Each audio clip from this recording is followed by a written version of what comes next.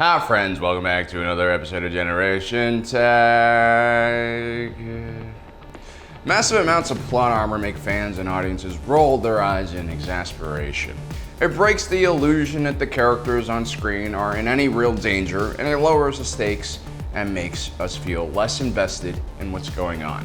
But there are always other methods of getting your character through very exciting, action-oriented sequences where blaster bolts and lightsabers are flying around. And that's not by giving them plot armor, instead it's by giving them indestructible physical armor. I mean, that's kind of what Dave Filoni has done more or less with The Mandalorian. Din Djarin is probably the first character in Star Wars history to receive a realistic amount of incoming blaster bolts to his body based on how much time he spends out of cover during a gun battle. He basically gets messed up or knocked down several times every episode. But thanks to that nearly indestructible Mandalorian beskar armor, well, it always works out the way it should. The hard parts protect the soft, mushy parts. And so Din Djarin's exploits actually seem a lot more realistic than, let's say, Han Solo dodging a million blaster bolts from a bunch of stormtroopers only a few feet away from him. It's a nice way to cheat and preserve your main protagonists while they are arguably going through a completely unsurvivable situation.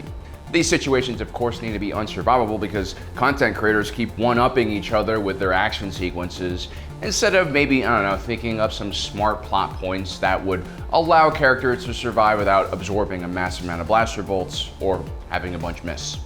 While Din Djarin has probably one of the most powerful suits of armor in Star Wars lore, the Bad Batch, another Dave Filoni creation, also has some pretty awesome armor that makes them extremely hard to kill.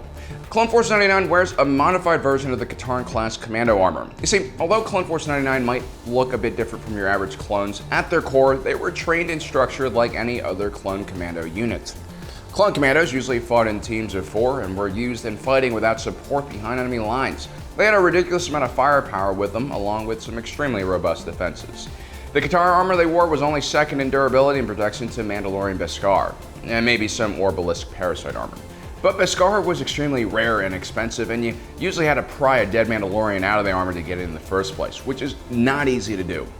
And Orbalisk parasite armor, well, that just wasn't great for your health. Unlike the Phase 1 and Phase 2 basic clone trooper armor, Katarn class commando armor could take a direct shot from close range from most blaster rifles. Katarn commando armor was made out of a special mixture of composite materials which were layered to create an extremely thick and durable body armor, which still was relatively light. These composite materials are not as strong as Mandalorian armor made out of beskar, which is usually made into a thin, durable metal alloy. And so clone commando armor usually looked much bulkier. And it's because of this bulk that Katarn armor generally can take multiple rounds of enemy blaster fire before deforming. It won't last as long as beskar under fire, but it will get the job done. As a matter of fact, during one mission, a clone commando took a point-blank range shot to the face from a Verpine shatter gun, which is extremely deadly. He, of course, survived. The Katarn armor would also eventually get a personal deflector shield upgrade, and it had a built-in Bacta injection sight for rapid first aid on the battlefield. Now, from what we can tell, the Bad Batch Katarn armor is heavily modified from a visual standpoint. They also don't seem to be equipped with any deflector shields, so they're probably some of the earlier versions of the Katarn armor, probably Mark 1 or Mark 2. While Clone Force 99 is running away from the Empire in the first episode of the Bad Batch, Wrecker takes a direct shot to the shoulder. The shot is powerful enough to knock his helmet off and render him unconscious.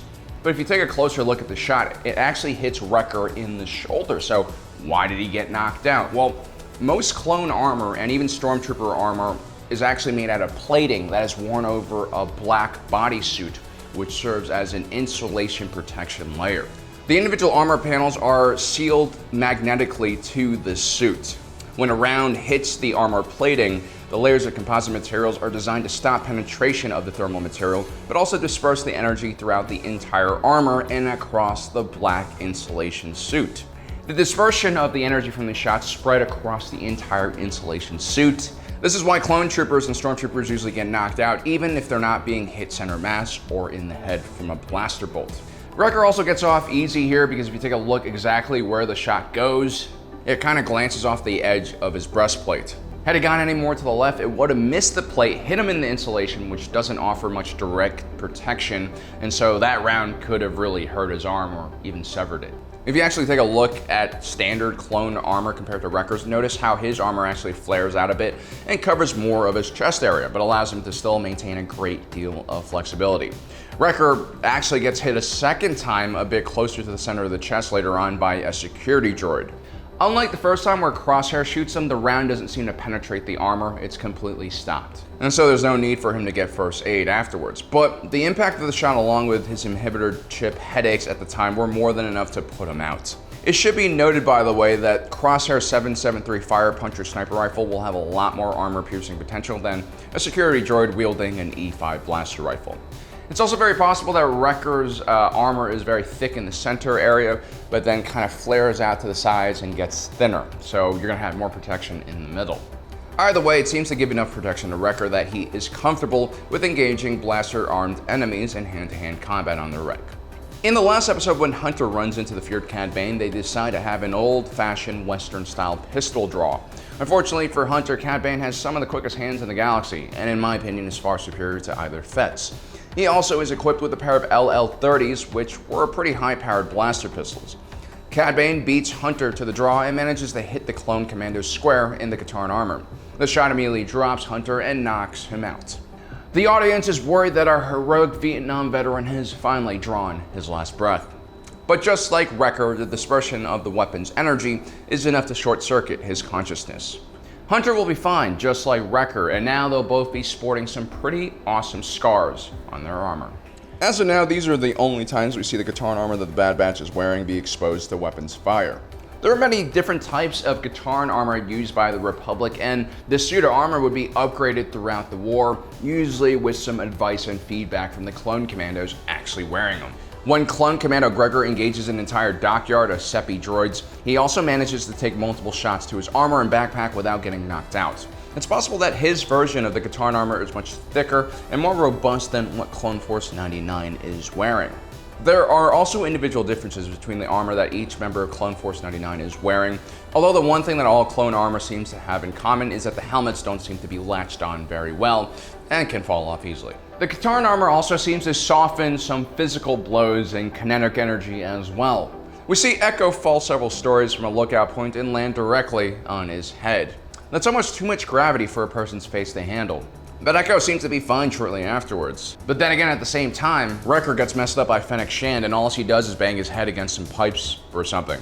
The Katarn armor is powerful enough to even prevent Crosshair from dying when facing the full force of a Venator-class Star Destroyer's ion engine. I mean, that's pretty intense.